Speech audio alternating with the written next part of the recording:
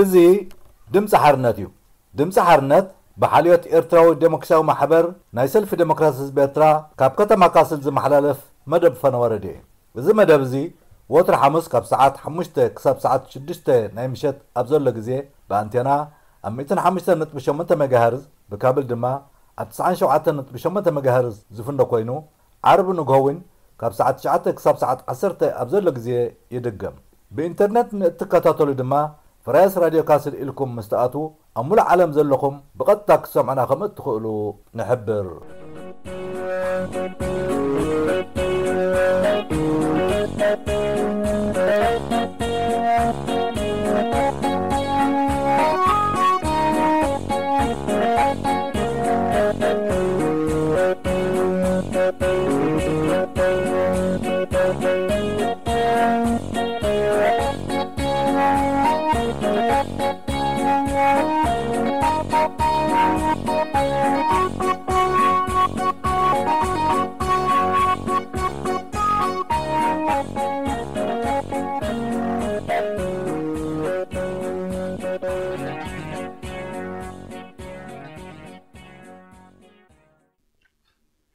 زغبركنن زغبركمن سمعتنا كم يقنيهم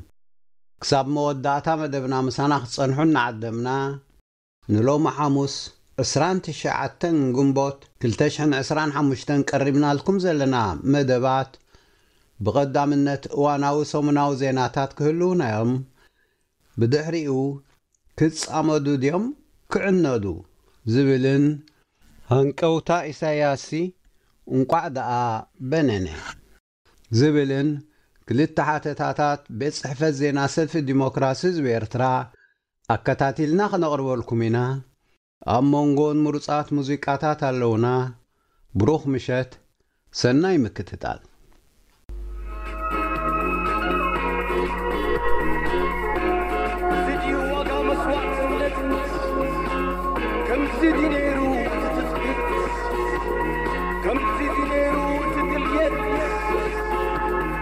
سيدي وصاح المنايرات النت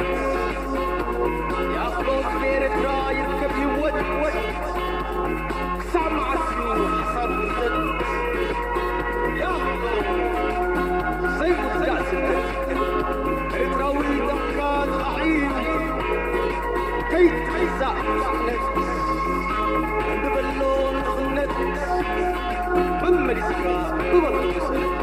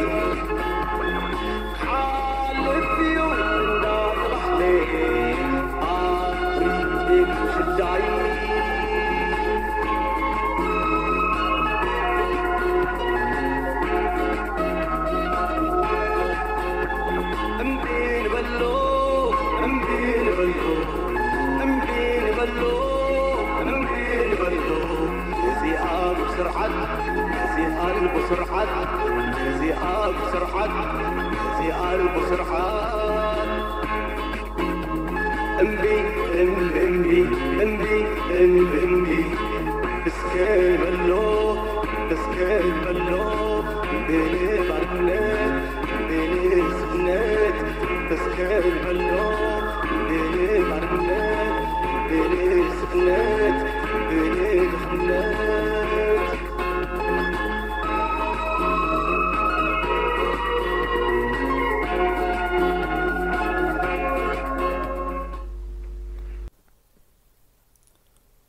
كبرات سمعتنا كابزي كابستلنا فراس رادي كاسل سلامتنا بمقدام نلما حمص 29 قنبت كلتشحن 15 زدالنا زينا نقرب لكم بقدام من نتقن أرستاتو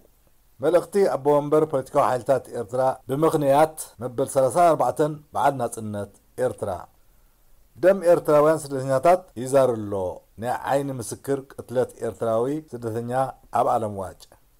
أما قال أبيات فردي سرحن أقواريتن زبليوم زرزور الماء تحرز حصار مساقاقرك مزيكا كنقرب لكم هنا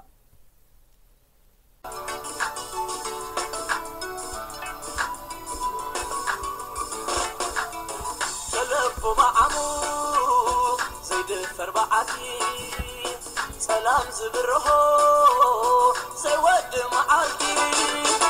أنا بلا حبيو محافة شعوت حدري زجوي زمزاء المعنوان أخيرا ساعتا حزلنا بلو أخيرا ساعتا حزلنا بلو تشفت حزلنا أخيرا ساعتا حزلنا بلو أخيرا ساعتا حزلنا بلو تشفت حزلنا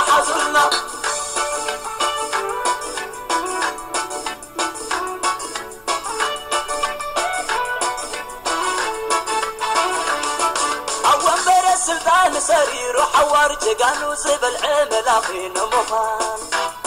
بجلم الحاسو هزب زت هللن كيكبر زحف نزخنا قتلن خاقر نزشتن هزبك ويقرفو جبتي تزهلو كميلو كنحفو قنبعلو قصصي بعلي يتدانيا بزيكو يلن حاقر كمانيا وكني تفيرو مسحلة بحري عيكون انزبلو ولدنا يسامدري هذا مسكو سهل معاملي مسنك عانب عدو كلو نفقو افضل اخي البيت كي اخلقك حمد وانا زنب اسب نور كي كلت فتسامت الخمر سكم مسرو بدمنا باطلو بدمنا سريرو كم حسخ خفي وشتنا نبلعن عنا نبرس بأنا زلمعن سمع والهادر بزيد علي كونه سكيخ على اللي حكي يزأمن نسي عمطين قتلائنا بحد دمسي نبل يفردلنا أتوست عديتنا برزلقا دهاي سمعني على النزم لكا زمن فعلا تدفن عينها كبرحو قربا كل فات ويخان عمر النخنوح كلناتنا والعين كورينا زبل ورنا لابعين رقعت خففس نابل عسلاكا قرب زاني حلو إننا وتكا مسكورة بابتي إننا وتكا أخيرا ساعتا حزلنا بلو أخيرا ساعتا حزلنا بلو تشفت حزلنا أخيرا ساعتا حزلنا بلو أخيرا ساعتا حزلنا بلو تشفت حزلنا كبرات سمعتنا كابز قصيلنا مكتتالكم أي فلينا نابلنا زرزر زينا نقرب لكم ملغتي أبو منبر بوليتيكو حالتات إرترا بمخنيات مبل 34 بعدنا سنة إرترا أبتحتي بتبعتاي صوتا تصحيف زلو انتلاين أنستاي صوتا كم زملكت بقدم منت كفلت فتو እስራን 4 ጉንበት 2015 ሃገርና ልኡላውነታ ካብ ትጓናጽፍ መበል 34 ዓመት ነዛ ክብርቲ መዓልቲ እዚኣ ክርእዩ እተመነዩ ግን ክርእይዋ ዘይተዓደሉ ሃገራውያን ኤርትራውያን ኣሽሓት እዮም ምንቲ ናይ ህዝብና ናጽነትን ሓርነትን ክቡር ህይወቶም በጃ ዝሃቡ በኣማይት ኣሽሓት እዮም ዝቁጸሩ ሳላ ክቡር መስዋዕቶም ድማ ሃገርና ኤርትራ ልኡላውነታ እተፈልጠላ ኣካል ሕቡራት መንግስታት ዓለም ኮይና ኣላ በዛ አጋጣሚ እዚ ኣብ ውሽጥን ወፃን ንዝርከብ መላእ ህዝብና ዮሐና እብል እንተኾነ ግን ሃገርና ኣብ ትሕቲ መልካዊ ስርዓት ስለ ዝወደቐት ህዝብና መሰሉ ተጋሂሱ ሓርነታቱ ተገፊፉ ብደረት አልቦ ዓስቢ አልቦ ሃገራዊ አገልግሎት መሃንኑ ጠፊኡ ጊላዊ ናብራ ክሕልፍ ዕጫው ኮይኑ ኣሎ ብሓንቲ ራድዮን ሓንቲ ቲቪን ሓንቲ ጋዜጣን መርበብ 03 መዳናገሪ ናይ ሓሶት ሓበሬታ እንዳዘርግሐ ኣእምሮ ህዝቢ ኣደንዚዙ መላኺ ስርዓት ጸጋታት ሃገርናን ንህዝብና ብቆንዱን ፊን ከም ዝበሎ ኣብዱላዩ ከውዕሎ ጸኒሑን ኣሎን እቲ መልሲ ዘድልዮ ሕቶ ከመይ ኢልና ኢና ኣብዚ ኩነታት እዚ ወዲቕና ከመይ ገርና ኢናኸ ምልክት ደርቢና ሓራ ክንከውን እንኽእል ዝብል እዩ ኣብ ናጻ ኤርትራ ኣብ ዝሓሰልፍታት ዝፍቅድ ቀዋማዊ ምሕደራ ክንተክል ኢና ማሕበራዊ ፍትሒ ከነስፍን ኢና እንዳበለ ንኤርትራ ተቋጻጸረ ውድብ ህዝባዊ ግንባር ሓርነት ኤርትራ ድሒሩ ህዝባዊ ግንባር ዲሞክራሲን ፍትሕን መብጽዑ ጠሊሙ ንህዝቢ ብምርዓድን ነቶም ተጻረርቲ ዝበሎም መራሕትን ኣባላትን ህዝባዊ ግንባር ብምእሳርን ናይ ምልኪ መሓውር ስለ ዘርግሐ ህዝቢ ድማ ነዚ ዘይንብር ኩነታት ከም ንቡር ወሲዱ ርኡይ ዓመፅ እንዳረኣየ ዓገብ ምባል ሓዲጉ እንተስ ብፍርሒ እንተስ ብጠቕሚ ዘይፍትሓዊ ባህሊ ከስፍን ተሓባባሪ ብምዃኑ ደንበ ተቃውሞ ድማ ብሓደ አካልን ብሓደ ልሳንን ክውከል ብዘይ ምኽኣሉ ናይ ምልኪ ዕምሪ ነዊሑ ወግሐ ጸብሐ ናይ ህዝብና ናብራ ካብ ሕማቕ ናብ ዝባእሰ ክኸይድ ይርከብ ምልካዊ ስርዓት የእዳው ብደም ዝተሓጽበ ስለ ዝኾነ ነብሱ ክጽግን ዘይሕሰብ እዩ በትሪ ኣብ ኢድካ ተመን ኣብ እግርኻ ከም ዝበሃል እትፍታሕ ህዝብና ኣብ ኢድካ እዩ ዘሎ ብዘይ ፍቓድካ ክገዝኣካ ዝኽእል ሓይሊ ከቶ የልቦን እቲ መልሲ እምቢ ንምልኪ እወ ንሓርነት እዩ ንመሰልካ ተለዓል ስዋኣት እኮ ኣብ ሃገርካ ርእስኻ ኣቕኒዕካ ክትከይድ እምበር ኣብ መዓልቲ ናጽነት ንኸይትግፈፍ ተሸቕሊልካ እንዳተሓባእካ ንኽትነብር ኣይኮኑን ተሰዊኦም እወ ከም ድላይካ ክትኣምን ክትሓስብ ክትገልጽ ክትውደብ ክትንቀሳቐስ ክትመሃር ክትሓርስ ክትጓሲ ክትሰርሕ ብሓጺሩ ሓፈሻዊ ሓርነታትካ ተኸቢሩልካ ብሕግን ብቕዋምን ንኽትመሓደር እዮም ክቡር ህይወቶም ሂቦሙልካ ግዴኻ ነታ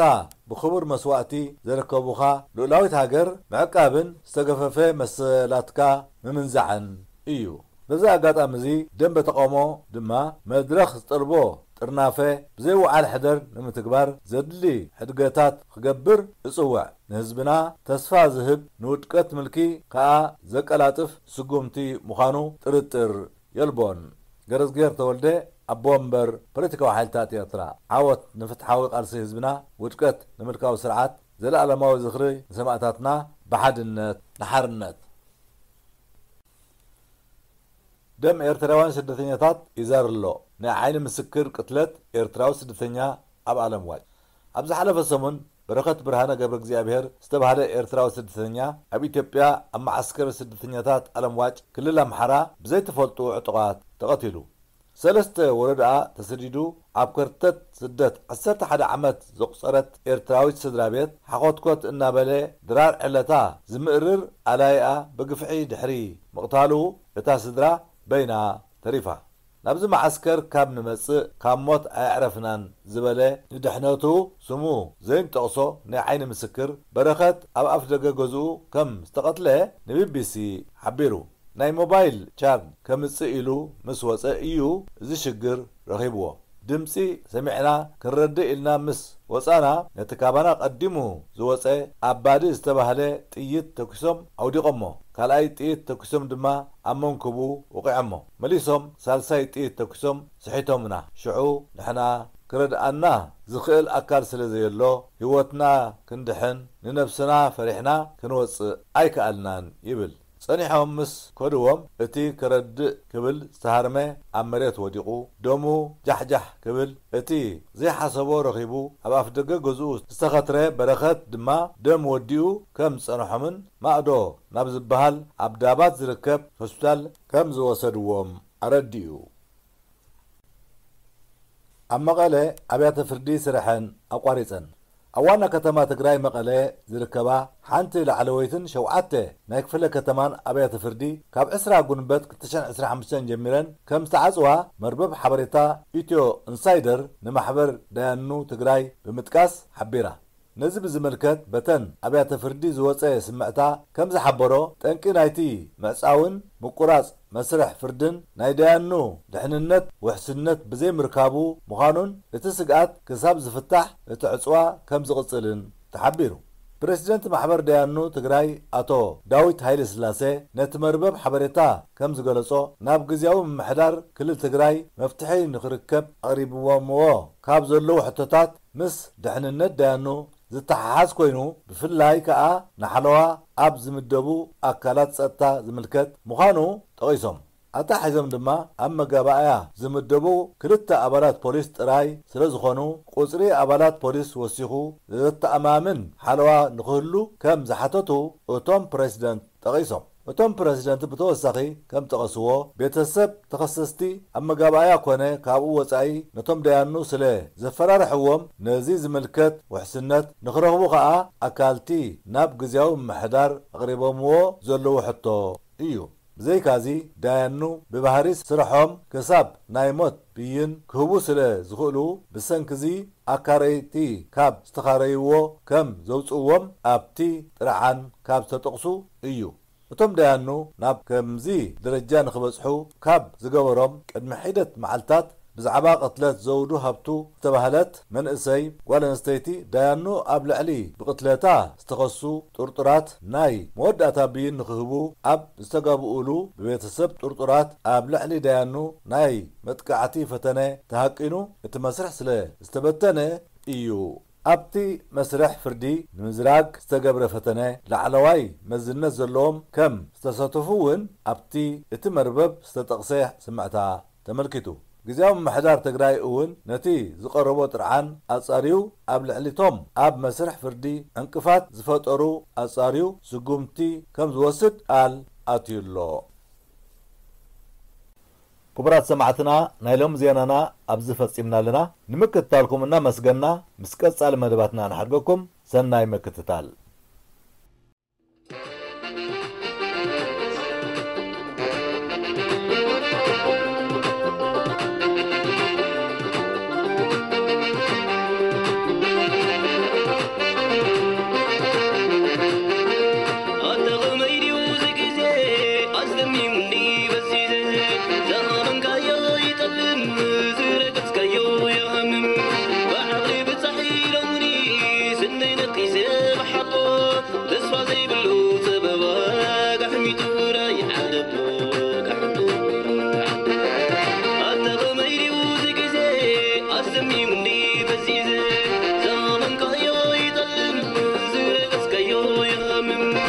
بحغلي بتصحي لموني سنة نختي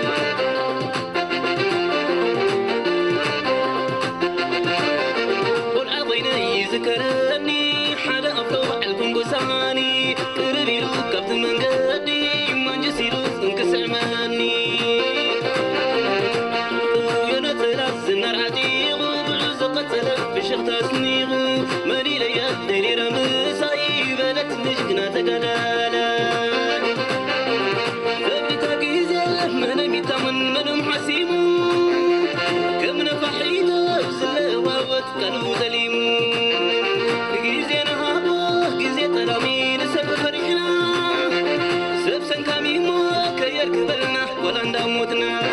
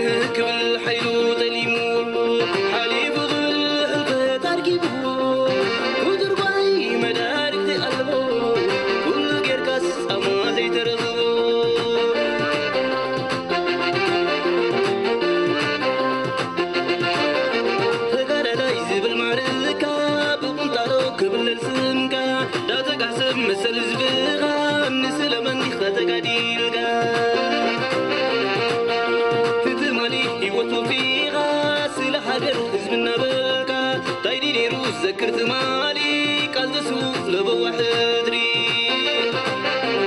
ماني رساء قال سزمالي عقب قدلو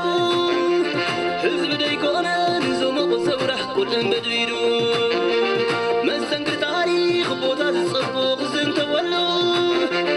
عدخنا سافر منسنا زي تبكلو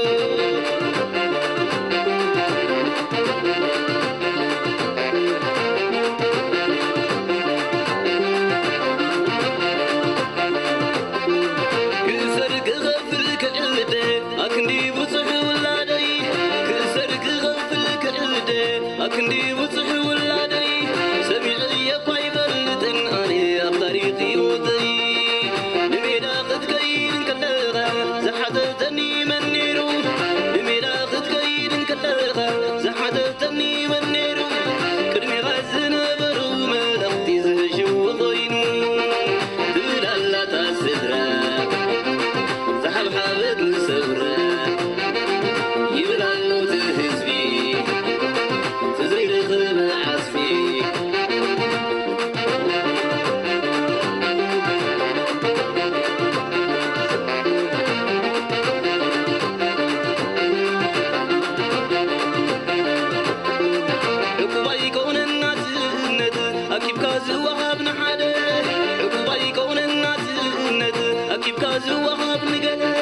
ديمقراطياوي تريده نحفاش قنزي تبالي تركم حارنة زي فهلتو كان حارنة يلن دبن تركم حارنة زي فهلتو كان حارنة يلن دبن لظلمات برهان تبلعور مني موزق الرملو تزفلتن داليلو تزفلتن داليلو تزفلتن داليلو تزفلتن داليلو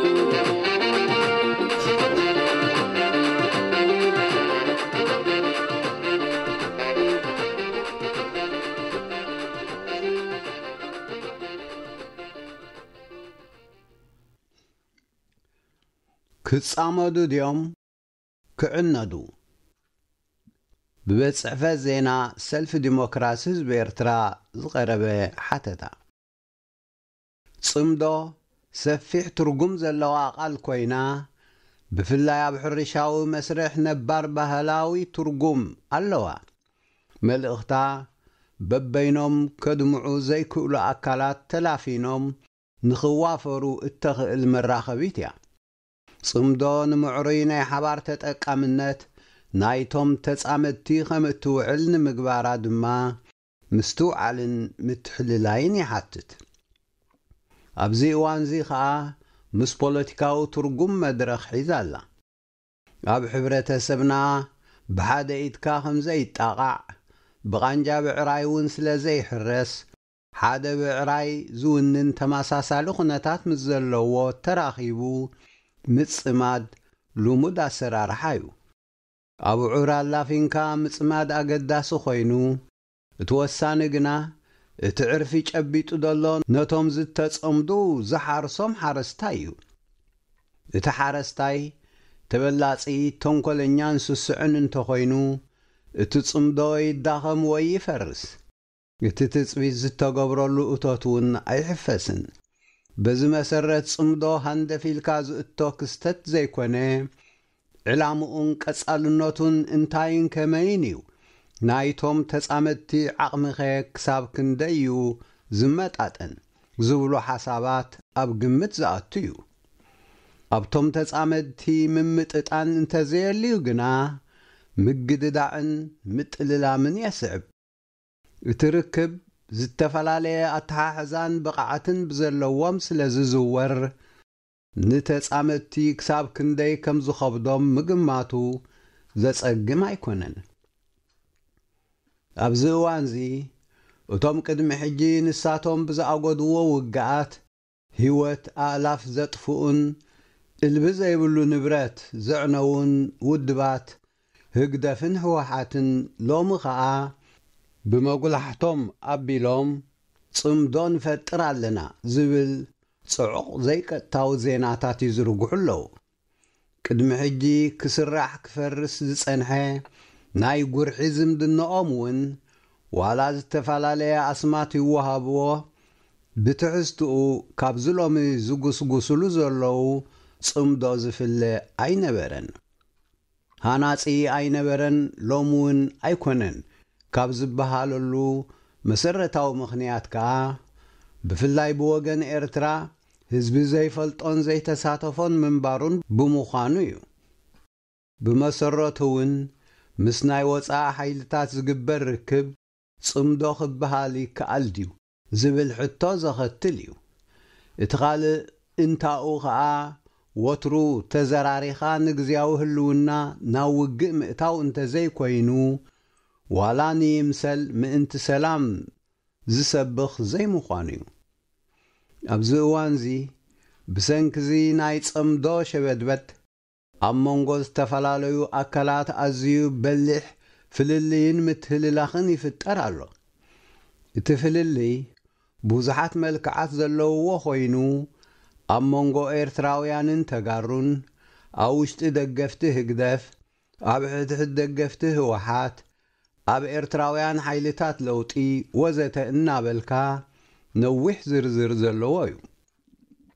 ኣብ መንጎ ህወሓትን ፌደራል መንግስቲ ኢትዮጵያን ከዓ ኣዝዩ ዘተፋንን ዘሎ እዩ። እቲ ናይ 2018 ዝምድና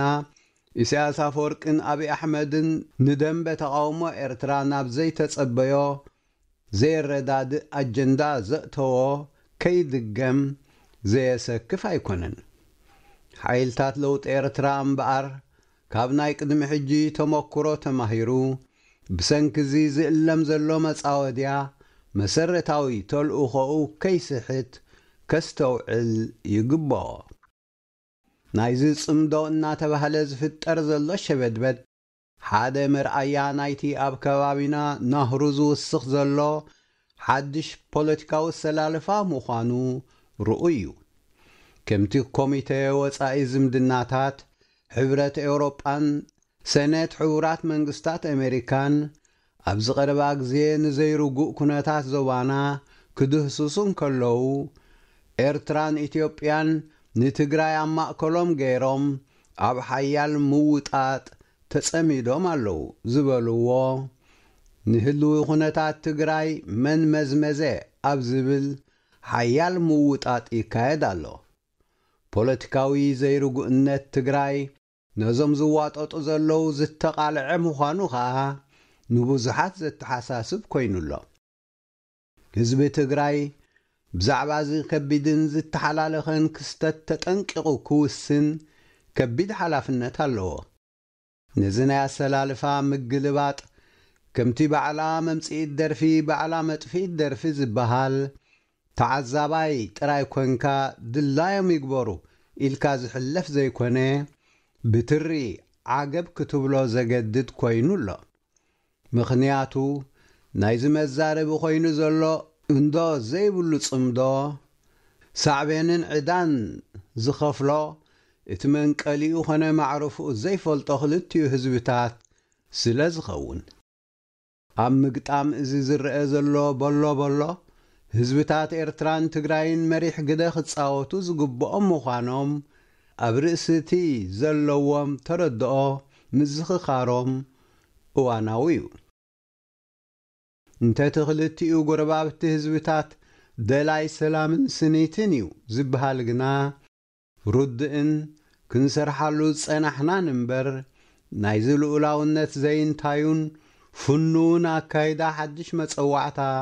ንጽበየሉ ይኮነን ሰልፊ ዲሞክራሲ ህዝቢ ኤርትራ ኣብ ራብዓይ ጉባኤኡ ኣብ ዘጽደቆ መደብዕዮኡ ምስ ጎረባብቲ ሃገራት እንገብሮ ዝምድና ኣብ ናይ ሕድሕድ ውሽጣዊ ጉዳያት ኢድ ምትእታው ዘየፍቅድ ስኒትን ሰላምን ዝመለለይኡ ናይ ከባቢና ዕብየትን ርግኣትን ዘስፍን ፖሊሲ ከም ንኽተል ንምርግጋጽ ጻዕርታት ክግበር እዩ ዝብል ሓሳብ ምስፋሩ ከዓ ንማዕርነታዊ ዝምድና ጎረባብቲ ህዝብታት ዘለዎ ተገዳስነት ዘርኢ እዩ ተጋሩ ይኹኑ ካልኦት ምስ ህግደፍ ዝጻመዱ ወገናት ነታ ህግደፍሲ ንህዝቢ ኤርትራ ዘይኮነ ንኻልእ ህዝብን መጻምትን ክሓሊ ኣይክእልን እዩ እትብል መልእኽቲ ክዝንግዕዋ ኣይግብኦምን ሓንቲ ባህሪ ህግደፍ ዝተረድአት ኢትዮጵያዊት ኤርትራውያንን ተጋሩን ደገፍትን ተቃወምትን እቲ ጽምዶ ኣብ ዘካይድዎ ኣኼባ ህግደፍሲ ቅድሚ ብባፅዕ ኣፍ ደገ ኸፊቱ ንተጋሩ ስርናይ ካብ ካናዳ ኣምጺኡ ምልጋሱ ቅድም እስከ እቲ ኣብ ኢዱ ዘሎ ፍትሒ ሕገ መንግስታዊ ምምሕዳር ዲሞክራስን ሰላምን ንህዝቢ ኤርትራ ሂቡ ልግሱ የርእየና ክትብል ተሰሚዓ ንሕና ኸዓ እቲ ጉጅለ ቅድሚ ካልእ መዛምትን ምርካብ ሃንደፍደፍ ምባሉ ምስ ህዝቢ ኤርትራ እንዶ ንቡር ዝምድና ፍጠር ኢና ንብሎ ከም ተቐዳማይ ስሕታን ካልኣይ ዕብዳን ዝበሃል ውድብነቱ ብምስራዙ ኣጀንዳ ኮይኑ ዘሎ ህወሓት ካብ ናይ ቅድሚ ሕጂ ተመክሮኡ ዶ ይመሃር ወይ ኣብ ኣርዑት ህግደፍ ይጽመድ ባዕሉ ክምልሶ ዘለዎ እዩ ገለ ተጋሩ ንህግደፍ ሕጹብ ከም ጲላጦስ ገይሮም ንዕኡ ምእንቲ ክሐጉሱ ምእንቲ ለውጢ ንዝቃለሱ ዘለዎ ኤርትራውያን ከጸልሙን ናይ ትግራይ ሃገርነት ኣፍልጦ ካብ ህግደፍ ክጽበዩን ይስምዑ እዮም ህዝቢ ትግራይ ትማሊ ንህግደፍ ክሳብ ክንደይ ይረግሞ ነይሩ ሎምኸ ዝብሉ ምምዛን እውን ንዕኡ ይምልከት እንተ ህዝቢ ኤርትራ ብህግደፍ ብተደጋጋሚ ግዳይ ዝኾነን ዝኸውን ዘሎም ብምዃኑ ቃልሱ ክሳብ ዓወት ዝቕጽል እምበር በቲ ካበይ መጺኡ ናበይ ከም ዝኸይድ ዘይፈልጦ ጽምዶ ኣይጥበርን እዩ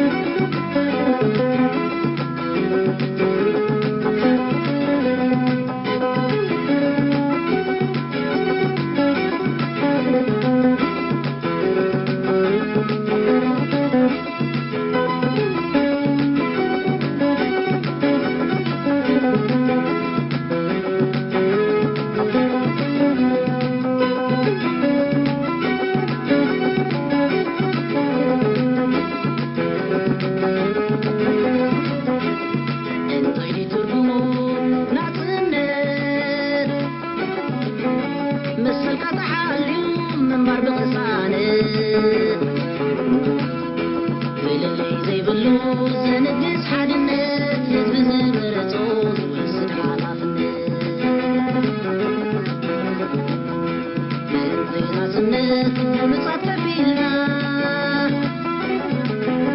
قرب ونحسب دحر تمليسنا زيت تصدنا يوم خاندبت وينونا تونزار منا يوم وين بدلتنا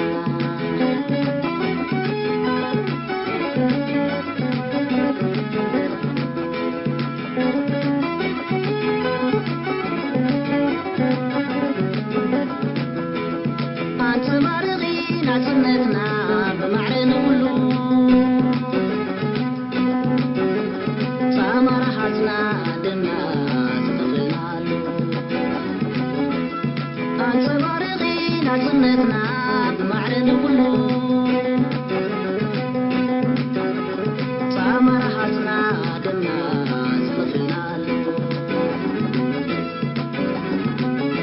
نايلومي قددي بنصارو وينو مبسعة لينوم سلطان زوننو قدم زللو خمتكي بنينو كلتم الحاسوم فتصم زيمنو عشاقي مسلكم هزبنا يريترا عبوس معانتو زيفتو فغيرا مكلاس مريتو نخطوة حرام ما عستفيو ناتاتكم شطارا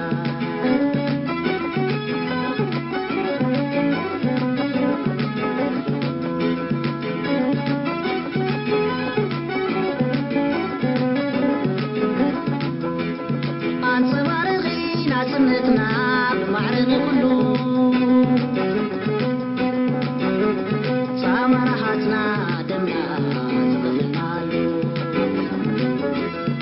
أنصبارغي ناسنتنا بمعرن كله سامرحتنا دمنا تغفلنا له انتاي دي تبمو ناسنت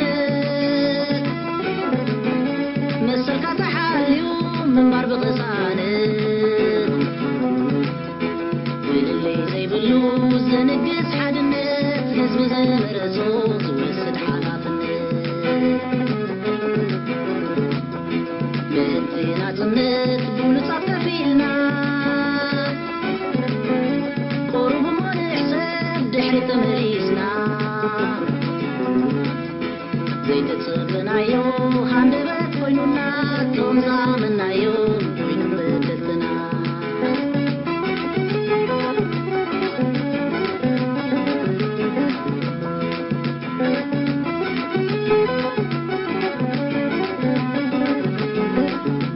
تاينا فرت له هاجر بزي اسمي دغامنا رحتنا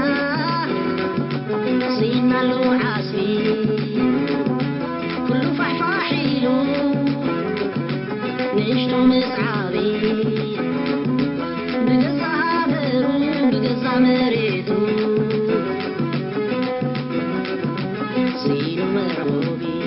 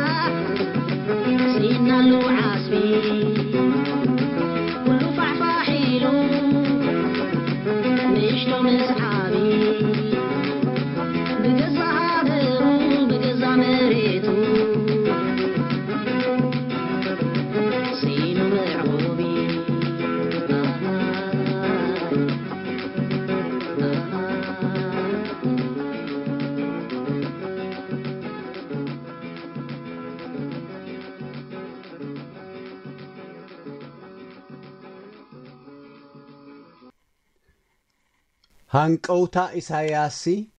እንቋዕ ደኣ በነነ ብቤት ጽሕፈት ዜና ሰልፊ ዲሞክራሲ ህዝቢ ኤርትራ መበል 34 ዓመት ዝኽሪ ነጻነት ኤርትራ ኣብዚ ቀረባ ተዘኪሩ ኤርትራውያን ኣብ ውሽጢ ሃገር ይኹን ኣብ ኩሉ ኩርናዓት ዓለም ካብ ድሮታ ዕለት ጀሚሮም ዘለዎም ናይ ኣተሓሳስባ ፍልልያት ኣቦትኡ ኮይኑ ንነጻነትን ልኡላውነትን ሃገሮም ዘለዎም ክብሪ ኣንጸባሪቖም ምእንቲ ነጻነት ክቡር ህይወት ንዝኸፈሉ ስውኣት እውን ኣመጒሶም ኣዝዮም ውሑዳት ግና እዛ ነጻነትሲ እንታይ ስለ ዘርባሓትና ኢና ነኽብራ ዝብል ስምዒት ኣንጸባሪቖም ርግጺው ካብታ ክቡር ዋጋ ዝኸፈልካላ ሃገር ተሰዲድካ ኣደዳ ሓሳረ መከራ ምዃን ኣብ ትርጉምን መቐረትን ነጻነት ሕቶ ከተልዕል ክድርኽ ይኽእል እዩ እንተኾነ ነጻነት ብኤርትራውነትና እንሕበነላ ስለ ዝኾነት ከም ናይ ዓይንና ብልየን ከነኽብራን ክንሕልዋን ይግባአና ኣብቲ ዕለተ ዝኽራ ትጽቢት ካብ ዝተገብረሉ ሓደ እቲ ቐቢጽካ ዘይቅበጽ መደረ ዲክታተር ኢሳያስ ኣፈወርቂ ነይሩ ኢሳያስ ዝበለ እንተበለ ተስፋን ራህዋን ዘመልክት መልእኽቲ ኣይከምጽእን እዩ ዝብል እምነት ዳርጋ ናይ ኩሉ ኤርትራዊ ነይሩ እዚ ኸዓ ካብ ጽልኢ ወይ ጸቢብነት ዝነቅል ዘይኮነ ካብ ተመክሮ መደረታቱን ዓመፀኛ ባህሪኡን ዝብገስ እዩ ሓደ ሓደ ተስፋኦም ዘይጸንቀቑ ግና ምስቲ ጨቆና ኣብ ልዕሊ ህዝቢ ኤርትራ ዝያዳ ይመርር ምህላው ኣብ መንጎ ኤርትራን ኢትዮጵያን መመሊሱ ዝገድድን ናብ ውግእ ከም ዝዓርግ ብዙሓት ዝግምትዎ ዘለዉ ወጥርን ዝፍጠር ዘሎ ዘባዊ ቅልጡፍ ምቅይያር ፖለቲካዊ ሰላልፋ ሃገራትን ገለ ሓድሽ ጉዳይስ የምጽእ ይኸውን ኢሎም ካብ ምጽባይ ዓዲ ይወዓሉን ብዝያዳ ድማ ነታ በዚ መጸት ከይተባህለት ዳንኬራ ክውቃዓላ ጀሚሩ ዘሎ በዓልቲ ቅነ ጽምዶ ዝምልከት ካብኡ ክሰምዑ ዝተጸናጸኑ ነይሮም እዮም መዓልትን ከልብን ከይጸዋዕካዮም ይመጹ ከም ዝበሃል 24 ግንቦት 2025 ከተፍ በለት ናይ መደረ ሰዓት እውን በጽሐት ኢሳያስ ኣብቲ ናይ 21 ደቓይቕ መደረኡ ከምቲ ግምጥልሽ ኣካይድኡ ብግዳማዊ ዛዕባ ብምጅማር ናይ ኣሜሪካ ናቶ ቻይናን ሩስያን ዝኣመሰላ ኣብ ዝምልከቱ ዛዕባታት ጣሕሞሽመሽ ኢሉ ከምቲ ክንዳኻ ዘይኣኽላሲ በኣኻ ወዓላ ዝበሃል ምስላ ናብ ኣሜሪካ ተመጣጢሩ ብቁጠባዊ ኾነ ወታደራዊ መዐቀኒ ሓያልን ሃብታምን ዘይኮነት ክንሳ መሲላ ክትቀርብ እትፍትን ብምባል ብኣሃዛት ዕዳኣ እናጠቐሰ ኣነኣኢስዋ ነቶም ናይ ቅድም መራሕታ ብውድቀታት ሓተቲ ገይሩ ናብ ህልዊ ፕሬዚደንት ዶናልድ ትራምፕ ኣሻርዩ ኢድ ክነስእን መሻርኽቱ ምዃኑ ከርእን ፈቲኑ ኣብ ሓፈሻዊ ፖለቲካዊ ኩነታት ዞባናውን ኰሊሉ ንኢትዮጵያ ብዝምልከት ኣተኲሩ ንምድህሳስ ዝያዳ ግዜ ወሲዱ ኣብቲ ቅድሚ 7 ዓመት ኣብታ ሃገር ብምድማር ጀሚሩ ብሰልፊ ብልጽግና ዝቐጸለ ምትዕርራይ ዝበሎ ተስፋ ከም ዝነበሮ ኣመልኪቱ ንምዕዋቱ ከም ዝጸዓተ ግሂዱ ዋላ እኳ ሎሚ ነቲ ተስፋ ተነቢሩሉ ነይሩ ዝበሎ መስርሕ ለውጢ ኢትዮጵያ ሃንቀውታና በኒኑ እንተበሎ በቲ ክሳብ ውዕል ፕሪቶርያ ዝኽተም ኣብ ጉዳይ ኢትዮጵያ ኣትዩ ዝገበሮ ከም ዘይጠዓስን ነቲ ዝበነነ ህይወት ኣብ ምስራጽ ክቕጽል ምዃኑን ክሕብር ኣይሓፈረን እዚ ድማ ነቲ ሓደ እዋን ተኸሊፍና ዝበሎ ተመሊሱ ብሃንቀውታና በኒኑ ዘድምቆ ዘሎ ምዃኑ የርኢ እቲ ዘገርም ከዓ ነቲ ክፍጽሞ ጸንሐ ዘራጊ ኣካይዳ ኣይጠዓሰሉን እየ ምባሉ እዩ እቲ ይጣዓሰሉን እየ ዝበሎ እቲ ኣብ ኣደባባይት ኤርትራን ኢትዮጵያን ኣንታዚ ሰብኣይ ሰዓቢዱ ግድዩ ክሳብ ዝበሃል ህዝቢ ኤርትራን ኢትዮጵያን ክልተ ህዝቢ እዩ ዝብሉ ነቲ ታሪኽን ሓቅን ዘይፈልጡ እዮም ድሕሪ ሕጂ ቀዳማይ ሚኒስትር ኢትዮጵያ ኣብይ ኣሕመድ ንኽመርሓና ብስምዒት ዘይኮነ ብሓቂ ወኪለ ኣለኹ ኣነ ድማ ብጎንኻ ኣለኹ ወዘተ ንዝበሎ ልኡላውነት ኤርትራን ክብሪ ህዝባን ኣብ ምልክት ሕቶ ዘእቱ ቀበጥበጥ እዩ ስለ ዘይጠዓሰሉ ዝቕጽሎ እዩ ምባሉ ከዓ ሓድሽ እኳ እንተዘይኮነ ናይ ጥዕና እዩ ክትብሎ ኣዝዩ ኣጸጋሚ እዩ እዚ ጥራይ ዘይኮነ ቅድሚ ሃንቀውታኡ ካብ ሰልፊ ብልጽግና ምብናኑ ምስ ኣብይ ኣሕመድ ተመሓዝዩ ኣብ ውግእ ትግራይ ኣትዩ ጠንቂ ህልቂት ኤርትራውያንን ተጋሩን ብምዃኑ ኣብ ክንድን ወለዶም ከምቲ ንቡር ኣርዲኡ ይቕሬታ ምሕታት ክንቅጽሎ ኢና ምባሉ ነቲ ሓደ እዋን ኣይከሰርናን ኢሉ ልቢ ኤርትራውያን ወለዲ ዘድመዮ ድሓር ድማ ተኾሊፍና ብዝብል መዓንጣ ኣዴታት ትግራይ ዘሕረሮ ሎሚ ድማ ሃንቀውታና በኒኑ ክብል ምድፋሩ ክሳብ ክንደይ ብዘይተኣደነ ምፍሳስ ደም ዘይረወየ ብስቓይ ሰባት ዝሕጐስ ርጉም ምዃኑ ዘርኢ እዩ እቲ ካልእ ዘገርም ኣብ ኢትዮጵያ ጀሚሩ ነይሩ ዝበሎ መስርሕ ለውጢ ምብናኑ ዘሻቐሎ ምዃኑ ዝጠቐሶ እዩ ኣብ ኤርትራ ድምፂ ለውጢ ንኸይስማዕ ከይደቀሰ ዝሓድር ዲክታተር ኣብ ኢትዮጵያ ናይ ለውጢ መቐጸሊ መሲሉ ክቐርብ ምፍታኑ ክሳብ ክንደይ ብተጋራጫዊት ተሓሳስባ ይህወፅ ከም ዘሎ የመልክት እዚ ከዓ ካልእ መርኣያ ናይቲ ብልዕሊ ህዝብና ዘለዎ ኣሽካዕላልን ንዕቀትን ምዃኑ ምስትውዓል ዘድልዮ እዩ ኢዳ ኣታውነተይ ኣብ ጉዳይ ኢትዮጵያ ክቕጽሎ እየ ክብል እንከሎ ነቲ ምስ ብልጽግና ኮይኑ ክዘራርጎ ወጢንዎ ዝነበረ እሞ ዝበርዓኖ ዕብዳን መጣፍእ ትቐይሩ ክቕጽሎ ይሸባሸብ ከም ዘሎ ዘርኢ እዩ እዚ መደረ ኢሳያስ መልእኽቱ ብሓፈሻ ኣብ ዝተፈላለዩ ወገናት ኮይኑ ብፍላይ ድማ ናብ ህዝቢ ኤርትራ ዘቕንዐ እዩ ትሕዝትኡ ከዓ ኣብ ናይ ክሳብ ሕጂ ጉዕዞኡ ምስሊ ህዝቢ ኤርትራ ደዊኑ ኣብ ዘይምልከቶ ውግኣት እናጠበሰ ወላድ መኻን ንኽገብሮ ይፍክር ምህላው እዩ ስለዚ ህዝብና ንኸምዚ ዝኣመሰለ ዘይሓለፍነታዊ መልእኽቱ ክሰምዕ ናይ መጀመርያ እኳ እንተዘይኮነ ንዝኾነ ነገር ደረት ስለ ዘለዎ ደጊም ኢደ እግርኻ ኣክበልና ክብሎ ምርጫኡ ዘይኮነ ግዴታኡ እዩ ሰራዊት ኤርትራ ኣብ ኩሉ እቲ ኢሳያስ ዝኣጐዶ ሓዊ ቀዳማይ ግዳይን ተሓታትን ዝኸውን ንሱ እናሃለወን ንገዛእ ርእሱ ድሒኑ ህዝቢ ኸድሕን እናተገብኦን ካብ ኣገልጋልነት ፈሊኻ ብዘይርአ ኢደበይዛ ጥፍኣት ህግደፍ ኮይኑ ክቕጽል ነውሪ እዩ ብውሑዱ ንገዛእ ርእሱ ዘይምድሓኑ ድማ ክሳብ ክንደይ ኣብ ትዕዝብቲ ከም ዘውድቖ ከስተብህል ይግብኦ ደንበ ተቃውሞ ኤርትራ በዚ ናይ ኢሳያስ መደረ ጥራይ ዘይኮነ በቲ ሓፈሻዊ ኩነታት ሃገርና ይሻቐል ከም ዘሎ ርዱእ እዩ እንተኾነ ካብኡ ትፅቢት ዝግበረሉ ሻቕሎት ጥራይ ዘይኮነ ናይቲ ዘሻቕል መፍትሒ ምርካብ እዩ ነዚ ዘብቅዖ ውሁድ መድረኽ ናይ ምፍጣር ጻዕሩ ዝያዳ ክቐልጥፍ ከዓ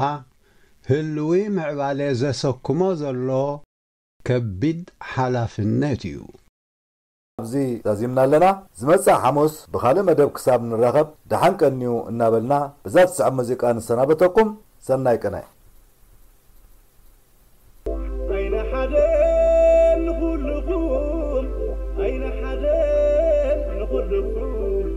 دليت فتح حجكم عجكم أين حدا نخلقكم نحنا نسوت ولوز لكم بحزبكم تتصوت لكم أين حدا نقول لكم أبز سبات حليفهم يا ما بكندخو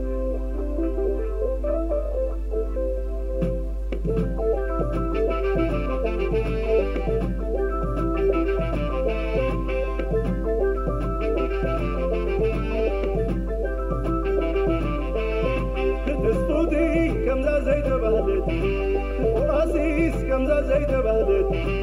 بسنكي حد حصول فطرت أسيسا كمزة زي نبرت أشحات كفيلة خنسا أي حدي كفيلة خنسا زقت الحمام تدقيسا زدحنا السبدل يا مريسا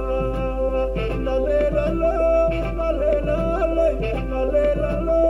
لا ليلا لا لا ليلا لا قواني لا ليلا لا قواني أنت زي تحلل أريدراوي تعدي يزولد كيو برخالنا غدي يزولد كيو ستتنا غدي يناز خونكي سين كدو حدي الليلة لو قواني لا ليلة لو قواني أريدراوي نبو أطبع العظمي شمقل كاثر لغاد حبيبهالي كبلا زي ولدكا سينكا زبري تمرح اللغا نبرقها بصعري ليلة لو هواني ليلة لو هواني كحل في زول كحلي كله أرزيبو كحلي لنفس وكبسة كحلي كقبو هيبو كحلي كحل في حزبي يا جغا حزبي يا جغا كحل في حزبي يا جغا حزبي يا جغا عقل لازم يولو صلايغا أتمنى يسمع ندرغا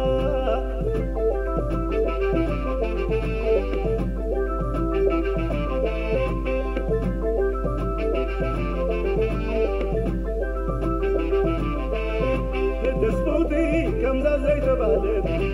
وأسيس كمزة زي تبهدل بسنكي حد حصول فطرت أسيسا كمزة زي نبرت أشحات كفيلة خلصا أي حدي كفيلة خلصا زقت الحمام تلقيسا زدحنا السبدل يا مليسا حزبنا طعم منبر ولا يعسمنا حقر ترى يتعبب كل زبلنا كبصر ما تسلمت وين مسائنا عبر غابليو أدمن سنتنا لا ليلة لو هواني لا ليلة لو هواني أقوى خين السرح صباح زخون أقوى خين هالمثل صباح زخون أين عناقنا ويون هاجرنا أطريت زيقاتك جوتة أحزنا لا ليلة لو هواني لا ليلة لو هواني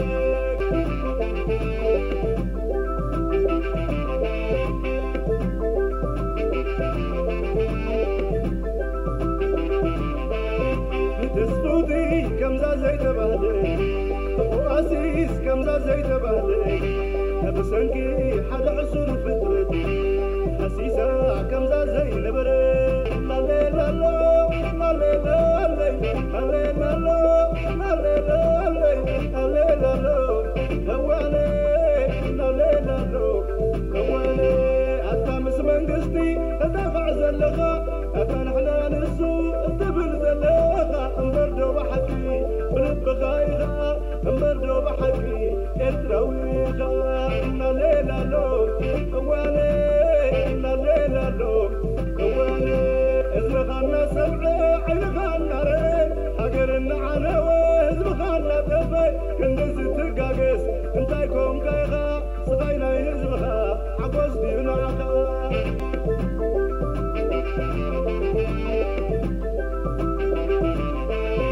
قدو اسربيت تسافر زلغا او تترنا برقا زلغا ابو قدو سبلت طهلك زلغا ارترا وحوي وقع يجوغا لا ليلة لو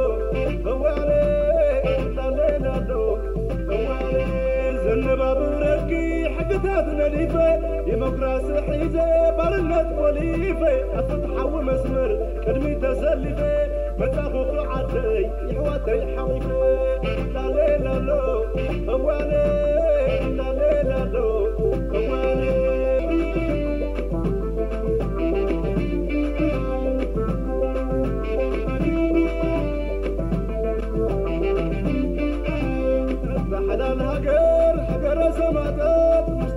عدو زك طفا سماياوي تاي بانديرا بوتاتاي سامح وعطيدو زم صلاتاي تعباي هاجر رجعانو زك زودو زك جوانو مبارك ويدك قبليو هيدك قبليو كلها نبار